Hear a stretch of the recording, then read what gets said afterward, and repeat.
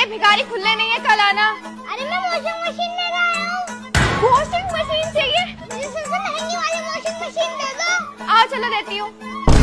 ये रही सबसे महंगी वाली वॉशिंग मशीन सर, 50,000 रुपए की है। ये वाली दे दो तो मैडम। चलो आओ।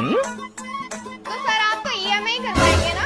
नहीं madam, hand to hand payment करूँगा, वो भी ऑनलाइन। अच्छा चलो सर, तो फिर आप इस पे कर दो पेमेंट। ठीक है तो करता हूँ। अरे सर इस पे तो 49,990 रुपए हैं, 10 रुपए किस बात के काट लिए? अरे मैडम 10 रुपए मैंने अपने भीख के काटे हैं।